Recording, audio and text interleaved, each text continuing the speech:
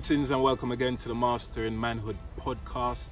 This is a podcast where we discuss topical issues affecting men in today's society and try to find practical solutions to said issues. Welcome. Johnny, my brother, greetings and welcome. Today we've got Johnny, a virgin of many years. My friend has a powerful story about his father's struggles as a man growing up. He has his own story about his own struggles growing up. And today we just want to talk about how you go from struggle to victory, how you use, as in Jamaica, as we say in Jamaica, if you get a lime, you make lemonade. Yeah? So we just want to talk about that. So Johnny, tell me about your father's story specifically and how that affected you as a young man growing up. Start from the beginning. The story I know about Daddy. Daddy didn't have any mother or father that grew him. Daddy was brought up by his aunt, his father's auntie, his sister. She what I heard that she loved him, but not having a father or mother around, that was a double whammy for him. So he grew a bit rough, a bit wild, you know.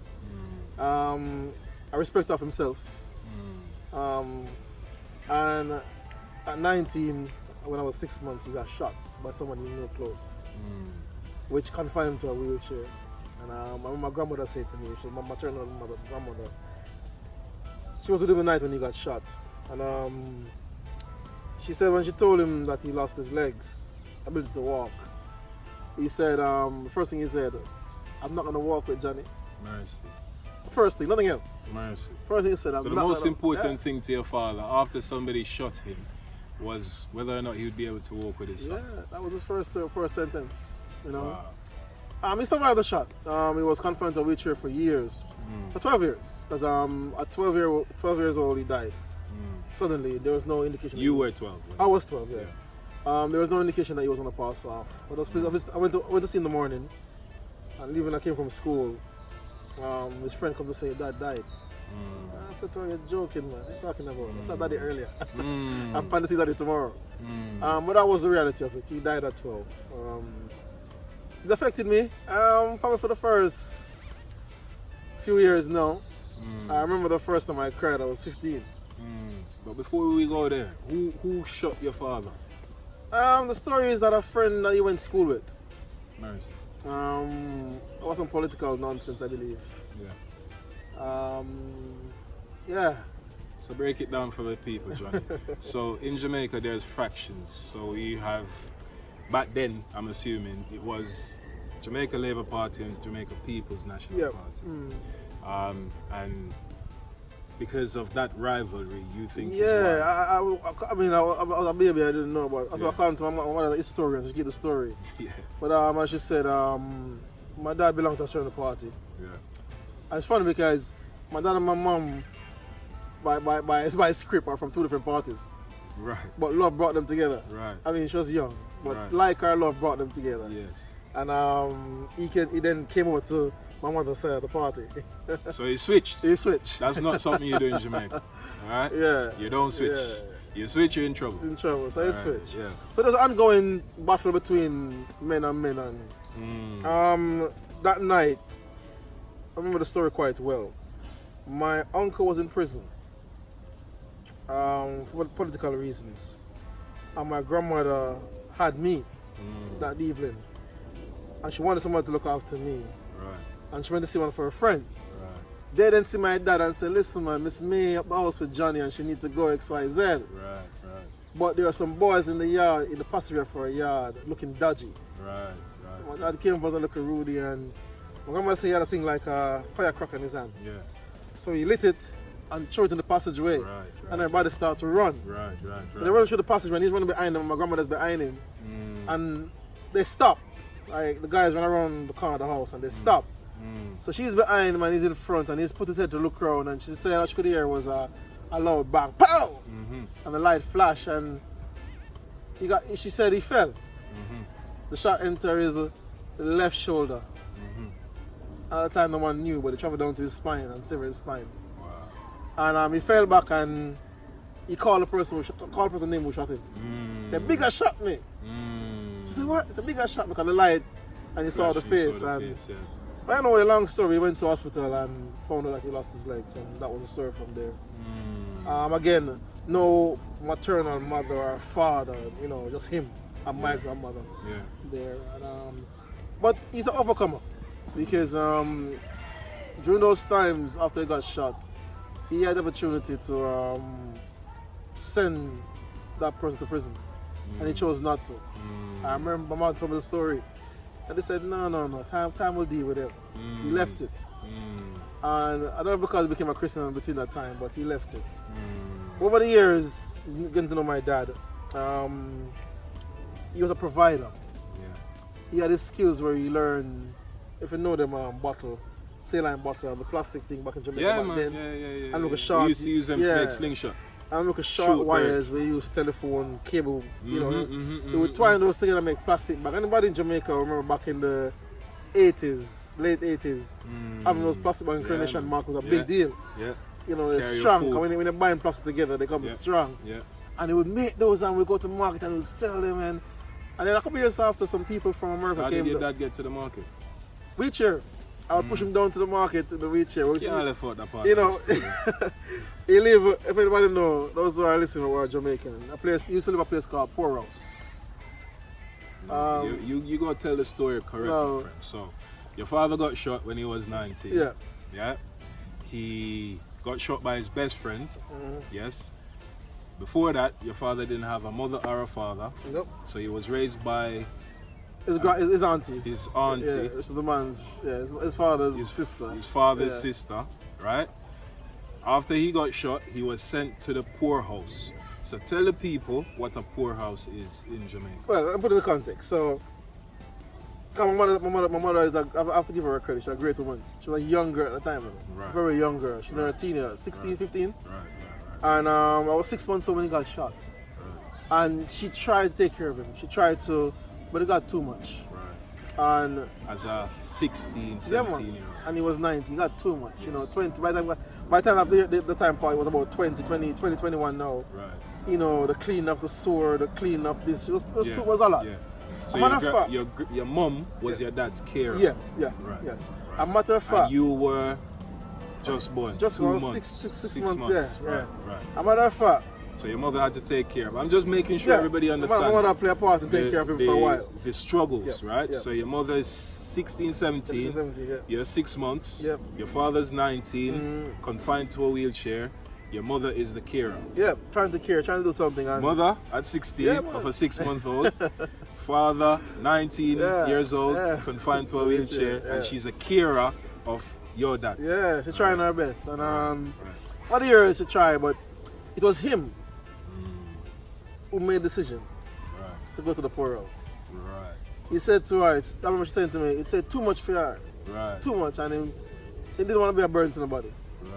But really and truly, if you hadn't gone there, no one knew what the options were limited. There was no family around as such. So he took the decision as a man. Looking at the situation, you know, his mother, I mean your mom had you at a very young age. She's a child herself. Yes. And he took it upon himself as a 19-year-old child, you know, because we mature later than girls. That, you know, the best place for him was a poorhouse. Yes. So that's the story I know. So tell the people what a poorhouse is. So the poorhouse is a place where once you have a disability in Jamaica, disability. That's where you go to live. Government funded. You get what's given. The condition is not the Hiltons. It's a certain way. And not just people with disability either. No. All kinds of people go there. Once you're in a family or any social network to bring you up and provide food for you and everyday situation that we take for granted. He went there. But I realized his personality was a big one. He was very liked by everyone, from nurse to matron.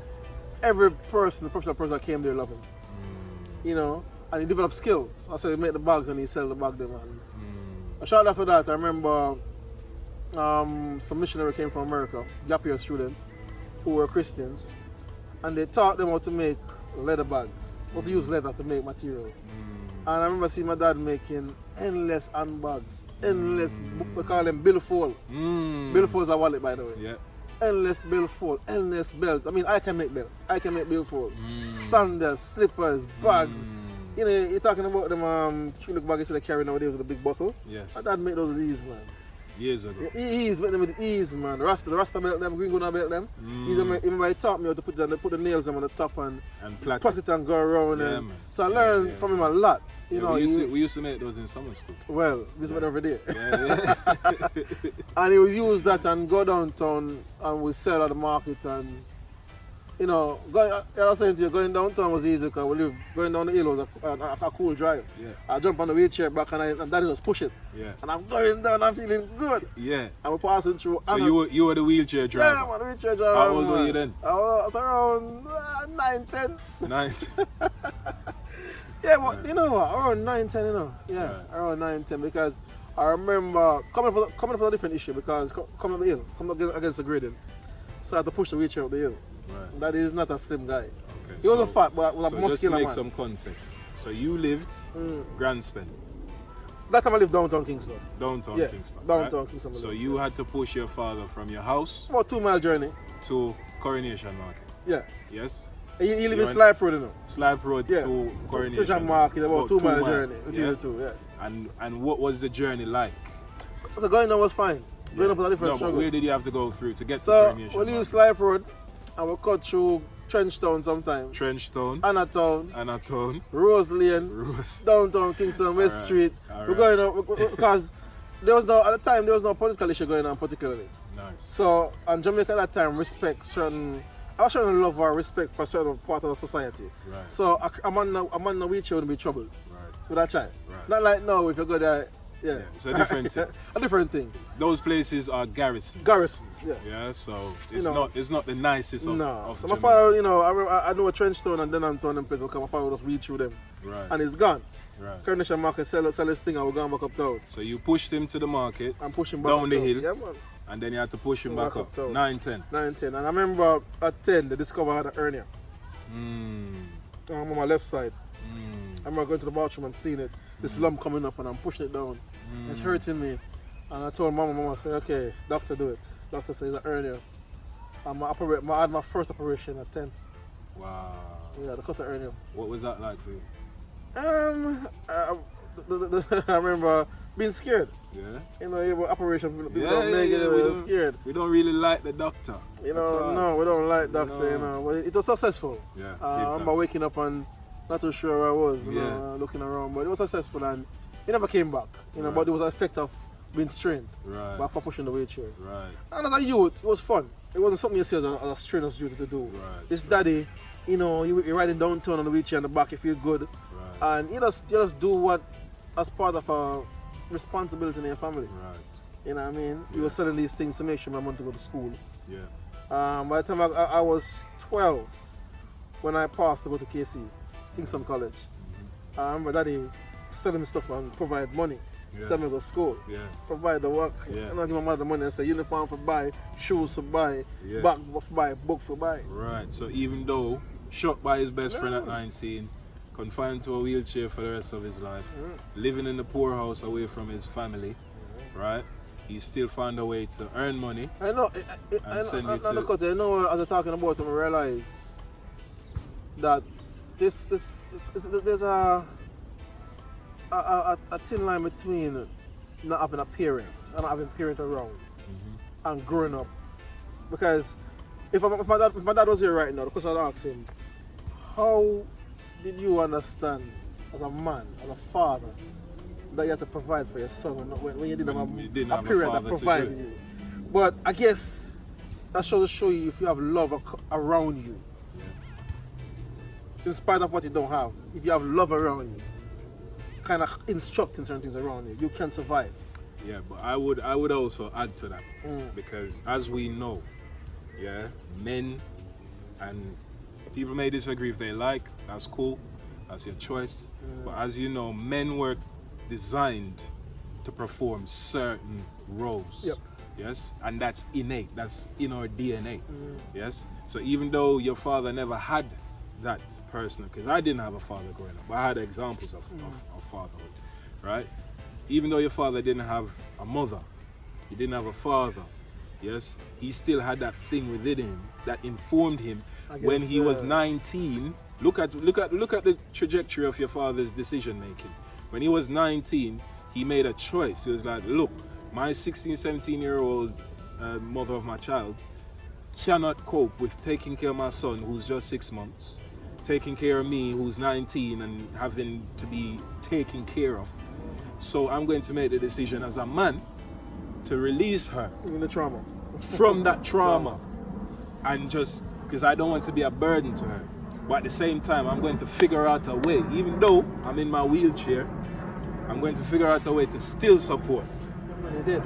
my my family. And he did. He did. Didn't he? He did.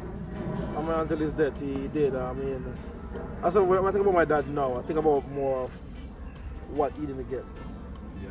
from a childhood point of view. And I think it also, I think that thinking and that thought process has informed me suddenly how I operate as a father. You know, I got 7 children, and it's not. Don't gloss over that, bro. That's a lot of children. That's half I feel. That's almost a 5-a-side team. You need one more for a full 5-a-side team, because you need 3 subs. That's it. I got some beautiful children that God has blessed me with. That's a blessing. I'd say the circumstances that I have them under, I had them under. May not have been the best. And I spoke to my kids about this, because you have to be really open, you know, when you deal with children. 100%. I sit down every one of them. I remember a few months ago, I sat with them and said, listen, the circumstances which I had you guys under, you know, get you guys under, wasn't the best. Right. You know, but however, I love you guys that cook food. You're my life.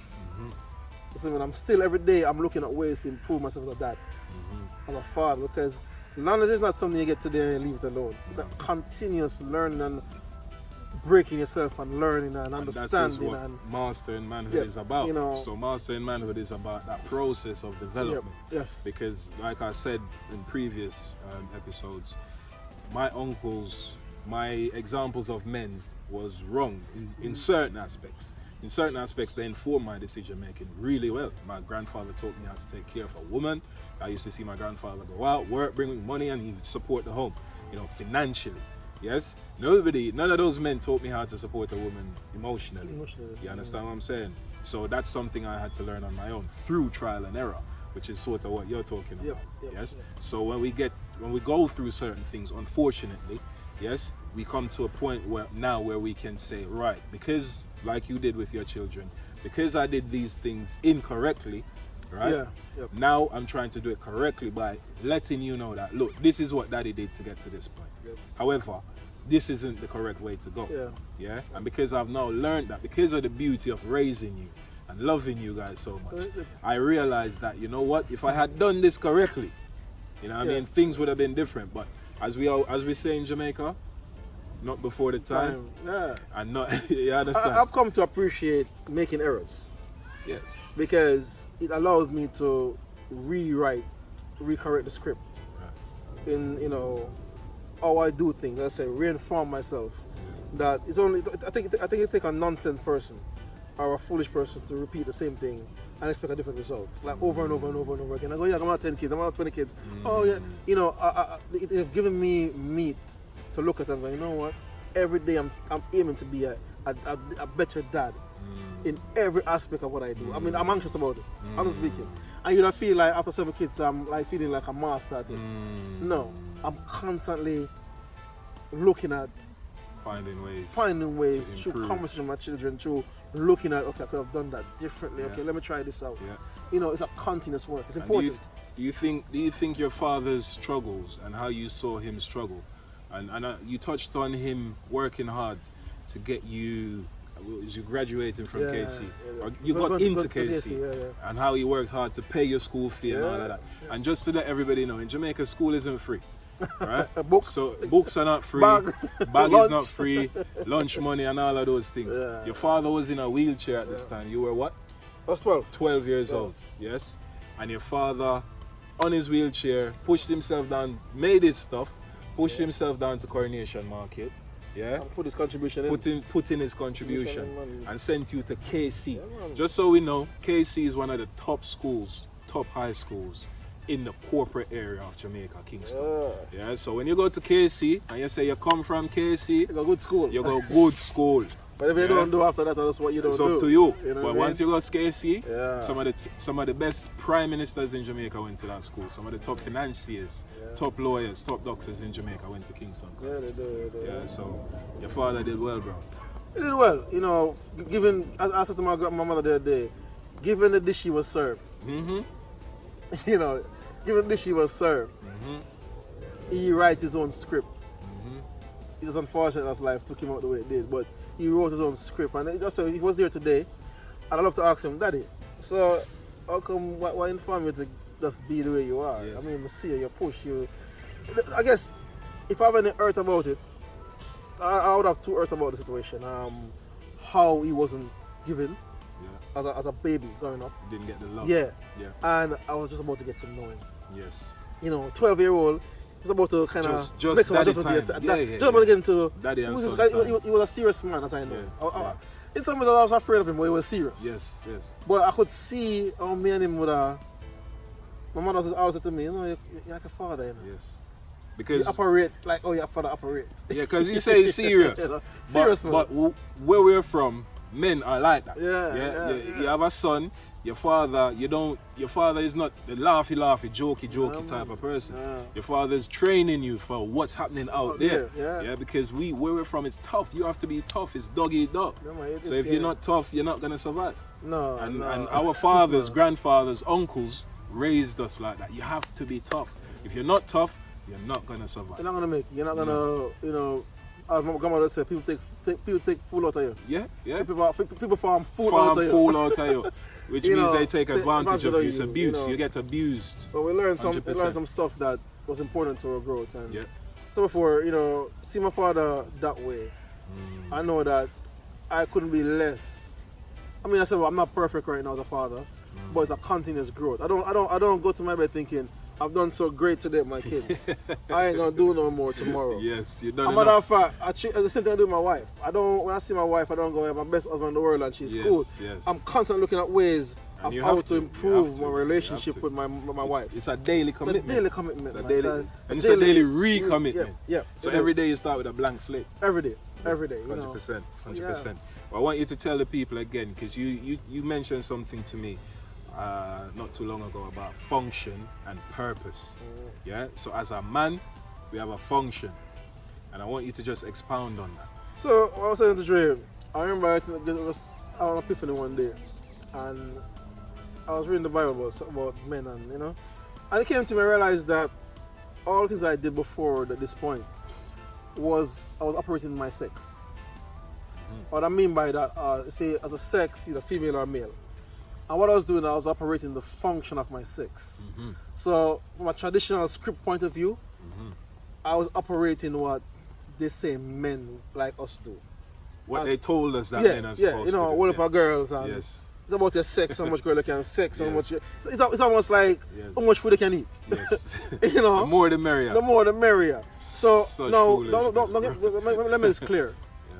My father didn't give me that script. No. Did But you didn't have to. You understand? But the society that I live in, that is like now. There's a certain flow in the society that we live in now. Yeah. That's informing our young people to be a certain way. Yes. Now, back then, the information that we got was, You have to be yo, a- boy pitney. Yes. You have Man, as- if you have gal, enough, girl. enough. Yes. So I was functioning. So many girls. Sorry, yeah, many girls.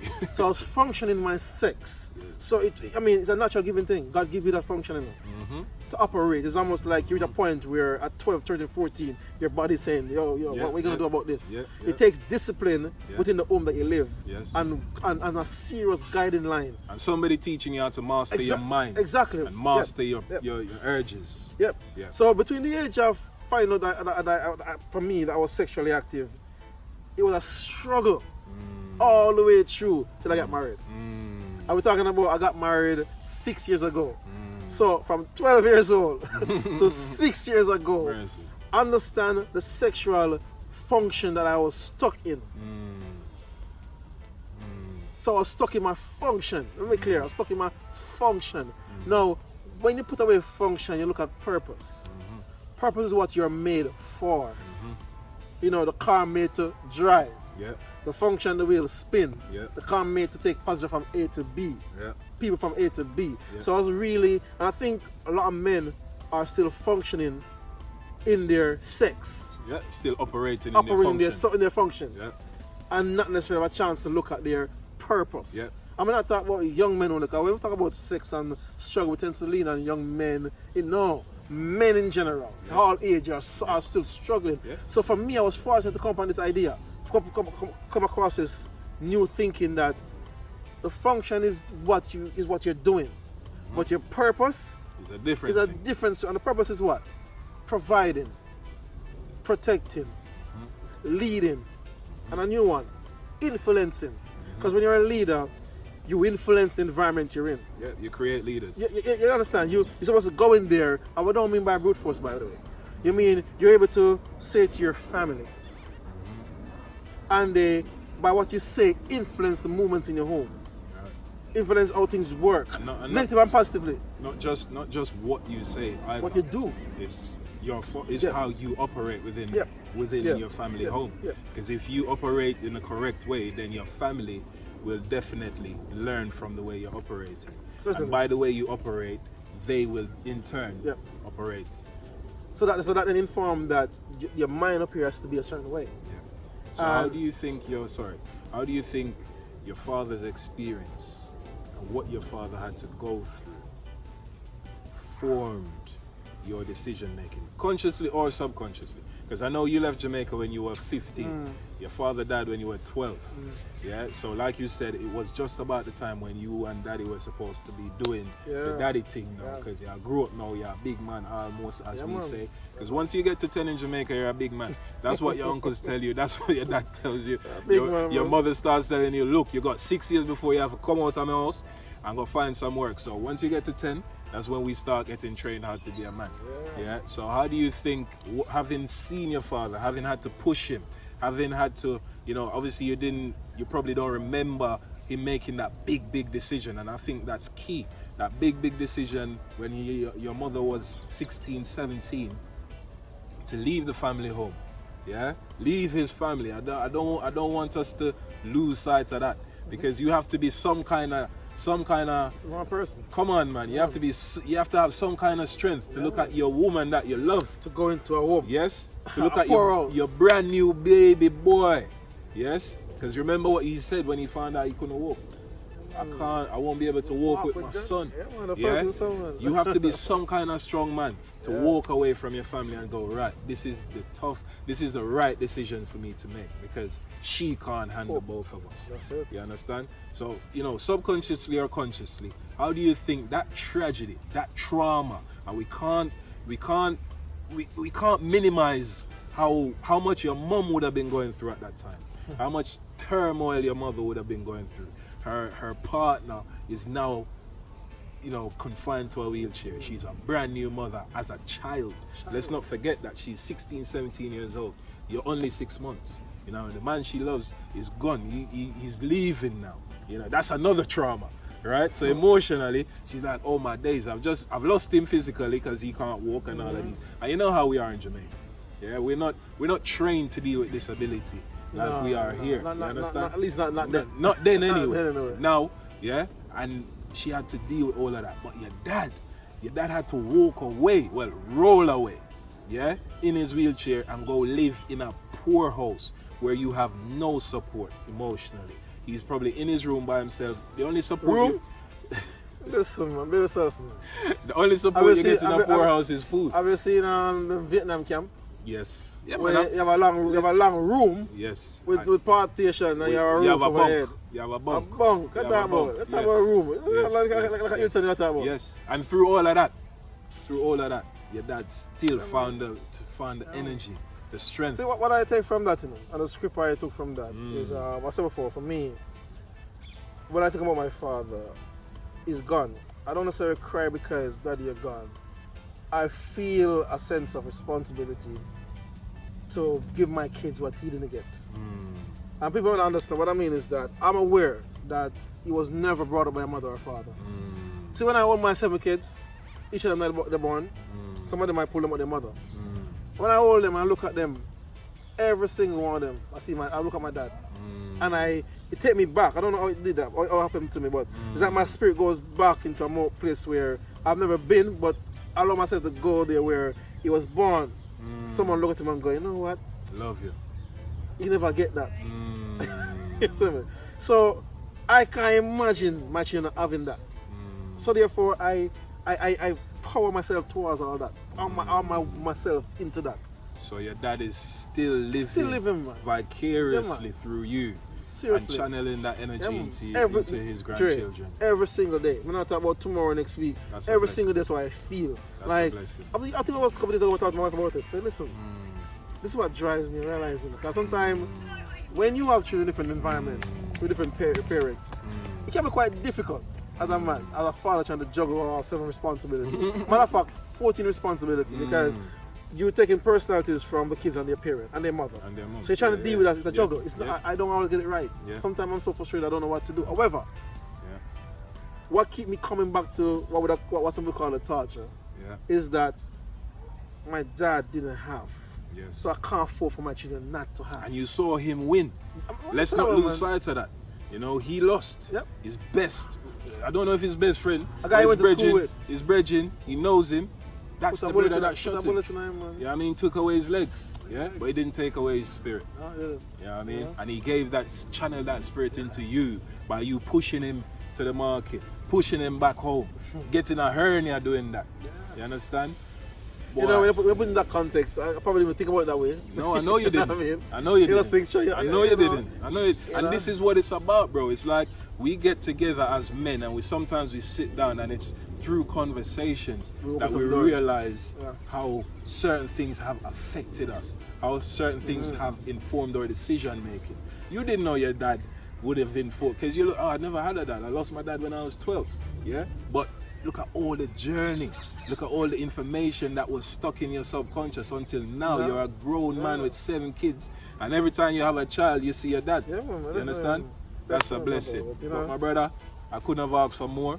It's been a pleasure and a privilege. It's been a pleasure and a privilege. I want to say to you also, as a man to a man, you inspire me greatly. Oh, give many thanks. No, seriously, through many conversations that we have, and as a younger man for me, but still a man, you giving me things to think about myself.